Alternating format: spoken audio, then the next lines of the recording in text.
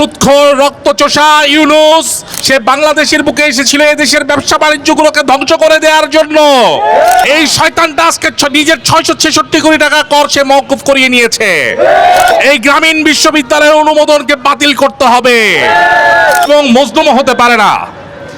আজকে যে ইমানি দাবিগুলো নিয়ে আমরা এসে দাঁড়িয়েছি, এই দাবিগুলোর মূল উদ্দেশ্য হচ্ছে শুধুমাত্র মুসলমানদের অধিকার রক্ষা করা। আমরা কাউকে ক্ষমতায় বসানোর জন্য বা কাউকে ক্ষমতা থেকে উৎখাত করার জন্য এখানে দাঁড়াই নাই, বরং দাঁড়িয়েছি বর্তমান যে সরকার, সেই সরকার যেন পূর্ববর্তী সরকারদের মতো ভুল পথে ধাবিত না হয়, তারা যেন পার্শ্ববর্তী পৌত্তলিক শক্তির পদলেহনে লিপ্ত না হয়, সেই জন্য সতর্ক করার জন্যই আমরা এখানে একত্রিত হয়েছি। প্রিয় দেশবাসী, আপনারা ঘোষকের মুখে শুনেছেন, আজকে আমাদের অন্যতম মূল দাবি হচ্ছে গ্রামীণ প্রতিষ্ঠানের 666 কোটি টাকা কর মওকুফ, এটাকে বাতিল করতে হবে। সুদখোর রক্তচোষা ইউনূস সে বাংলাদেশের বুকে এসেছিল এই দেশের ব্যবসা বাণিজ্যগুলোকে ধ্বংস করে দেওয়ার জন্য, ধ্বংস করে দিয়ে তার নিজের সুদের ব্যবসা এখানে চাঙ্গা করার জন্য। যে সংস্কারের কথা সে এনেছিল, এই শয়তানটা আজকে নিজের 666 কোটি টাকা কর সে মওকুফ করিয়ে নিয়েছে। অবিলম্বে 666 কোটি টাকা কর মওকুফের সিদ্ধান্তকে বাতিল করতে হবে। সুদখোর ইউনূস সে মানুষদেরকে সুদ খাওয়া শিক্ষা দেওয়ার জন্য, সুদখোরি শিক্ষা দেওয়ার জন্য সে গ্রামীণ বিশ্ববিদ্যালয়ের অনুমোদন নিয়েছিল। এই গ্রামীণ বিশ্ববিদ্যালয়ের অনুমোদনকে বাতিল করতে হবে। আপনারা জানেন, অ্যাপস্টিন ফাইলের মধ্যে যে সমস্ত রুই কাতলার নাম উঠে এসেছিল, তার মধ্যে সুদখোর ইউনূসের নামও ছিল। কাজেই এই অ্যাপস্টিন খোর যারা আছে, ইয়াবাখোর বাবাখোরের মতো অ্যাপস্টিন খোর যারা আছে, তাদের দোসরদের কোনো নাম বাংলাদেশে রাখা যাবে না। প্রিয় দেশবাসী, আপনারা জানেন, কিছুদিন আগে সংসদে একটি দাবি উত্থাপিত হয়েছে, যেটা মূলত আমাদের সকলের দাবি, এবং সেই দাবিকে আমরা সবার আগে বলতে চাই, হুজুর পাক সাল্লাল্লাহু আলাইহি ওয়াসাল্লাম ওনার শান মোবারকে যারা কটূক্তি করবে তাদেরকে মৃত্যুদণ্ড দিতে হবে। প্রিয় দেশবাসী, এই দেশের বুকে হুজুর পাক সাল্লাল্লাহু আলাইহি ওয়াসাল্লাম ওনার কোনো দুশমনকে থাকতে দেওয়া যাবে না।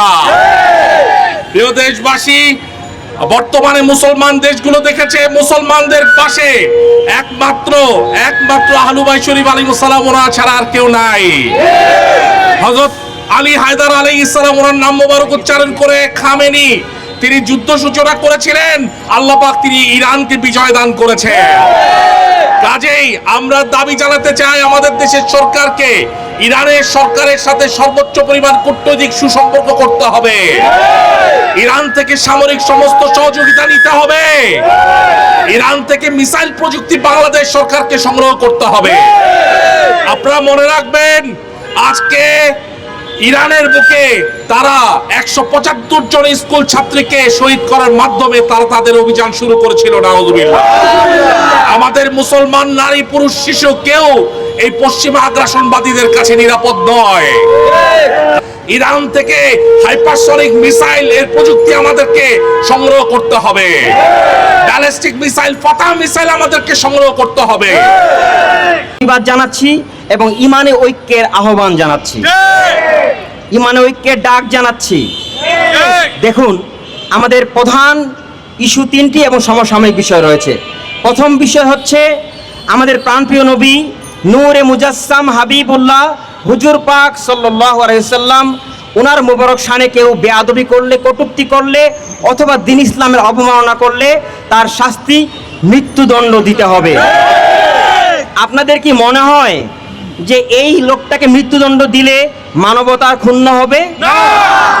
যেখানে কোটি কোটি মানুষের নবী, সমস্ত মাখলুকাতের নবী, প্রাণের প্রিয় নবী সাল্লাল্লাহু আলাইহি ওয়াসাল্লাম, উনি মানুষকে ঈমান শিখিয়েছেন, মানবতা শিখিয়েছেন, উনাকে যখন কটাক্ষ করা হয় তখন যে কটাক্ষ করে সে হচ্ছে আসলে মানবতার, ঈমানের, ইসলামের সবকিছুর বড় শত্রু। তার মৃত্যুদণ্ড বাস্তবায়ন হবে, এটাই সাধারণ বিবেকের কথা।